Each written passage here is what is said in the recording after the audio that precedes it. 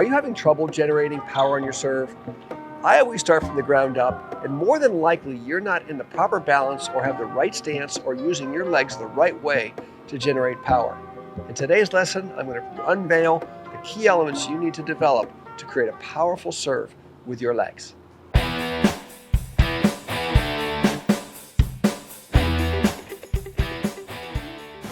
And if you stay to the end of the video, we have a free gift for you that's going to help you not only improve your serve, but every shot in tennis.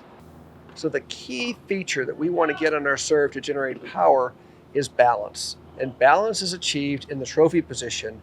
And the trophy position is featured by a great balance position with good leg bend. So we want to learn how to do that. And what I commonly see players do is they get the intent to bend their legs out of sync in the serve, so it really doesn't help generate power. So what we want to do is we want to release the ball first and flex the legs second. What we don't want to do, which often we see players do, is we see them trying to bend their knees while they're tossing. And that just disrupts the control of the ball and the balance and the rhythm of the serve. So when you're doing your entrance into your serve, I want to make sure that you place the ball first. The ball leaves the hand continues to rise, and as it rises, you go into your knee bend. So that when the ball gets to the top of the placement and begins to descend, you're loaded up and ready to spring up and go get it. So you have a little time window in there between when the ball leaves the hand and reaches the apex for you to flex into your trophy position. It's very important that you get that sequence the right way so that it maintains a good balance and a good rhythm to start your serve. So what should we be feeling in the trophy position when we've got our knees bent? Well, we need to feel like we're really, really balanced and we've got a nice neutral position. I want you to feel as though you have a weight distribution that's 50-50. 50% on the front foot, 50% on the back foot. And there are coaches who are advocates of having more weight on the back foot, and we've seen that. And we've certainly seen coaches that maybe want a little bit more on the front foot. But my theory on this has evolved over time. And I truly believe that the weight is more equally balanced on both feet in the trophy position, so you can use both legs equally to drive up to the ball. Now, you might be thinking, in the trophy position, you'll see that the majority of players are going to have the back heel higher than the front heel. So there's a little bit more bend in the right knee. And oftentimes that might lead to you thinking that there's more drive on the front foot or more weight on the front foot. But the reality is that the back leg is going to have a little more bend in it and the heel is going to be a little higher because the hip is a little bit lower.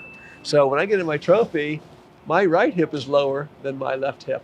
And it is adjusted for by a little bit more bend in my back leg and the heel a little bit higher. But what I'm feeling in this position is a nice equal weight distribution over both feet. So when it comes to getting a good knee bend and having a good stance, I'm an advocate of using the platform stance. The pinpoint where the back leg comes up has a place in tennis, but I think that comes down the road a little bit later. I would be developing all of my skills on a platform first, and then let the back foot come up if that becomes an element of your own style later on. So if we're going to do a platform stance, oftentimes, we hear, let's point the toes of the front foot off to the net post and have the back foot parallel to the baseline. And that is a good, comfortable position to start. However, if I bend my knees from these positions and my knees bend out over my feet, then I am not bending my legs in unison and parallel to one another. So I produce a weak position. So you'll see players that actually start with their toe a little more forward. When they enter the serve, oftentimes the toe will kind of float back, and now the feet will be more parallel to one another. Now that the feet are parallel, look what happens to my legs. See that? So now I can get into a nice trophy position, and I'm using the big muscles. Everything's in alignment. The knees are right over the toes. What I don't want is my knees flaring inside or outside my toes and having my legs not be parallel to one another. So the key here is to make sure that your legs feel like they're really in unison. You've got a nice parallel position. And that's going to enable you to use the big muscles, and it's also going to keep you from getting knee aggravations and knee injuries as well. So that's how you really want to set up your balance in order to use your legs effectively on the serve. So another key element you want to focus on is actually tucking in your glutes rather than pushing your glutes out. So when you go into your trophy position, What you don't want to do is you don't want to push your glutes out, because now you're in a position where you really can't use your balance, your legs very well. You're going to be much more effective at using your legs if you've tucked in your glutes. And now you've got a nice alignment. So I literally feel like I'm pretty much a straight line from the back of the knees all the way up into the shoulder blades, with a slight bend in my thoracic region up above here, so I can get my chest up a little bit. But that's a pretty straight line.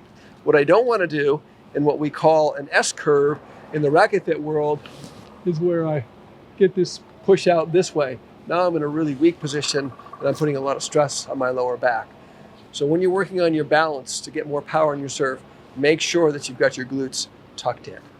So when you have the proper alignment with your feet and you have a good knee bend, what you should see from a side view is a good alignment. What we don't want to do is have an excessive tilt from the waist, and we don't want to have a lean forward either. What I want you to do is feel like you really pretty much produce a straight line, so that you're really straight here.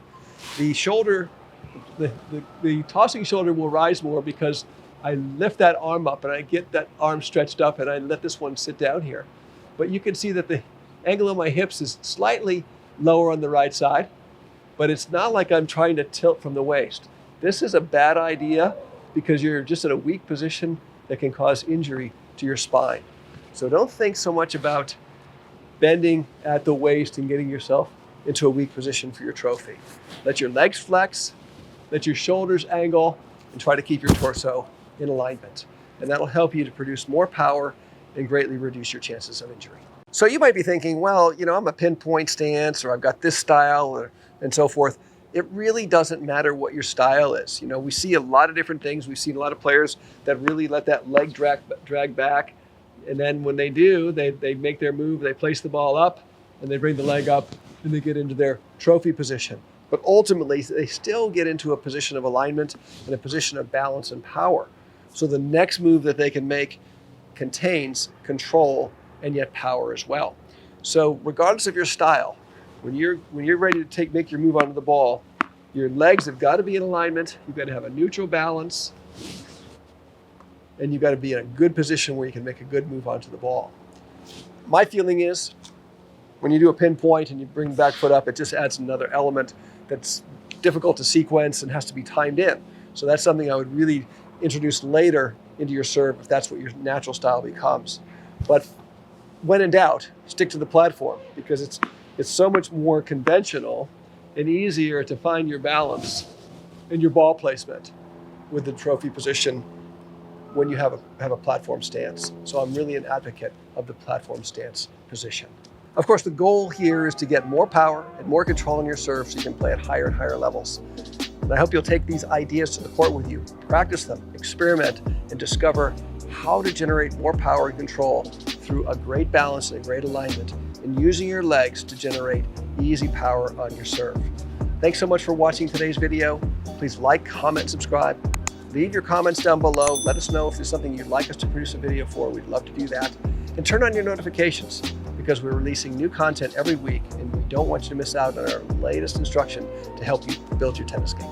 And for your free gift, click on the link down below and gain access to our free library of lessons on our website that reveals all the common principles and fundamentals you need to master to achieve your full potential in tennis.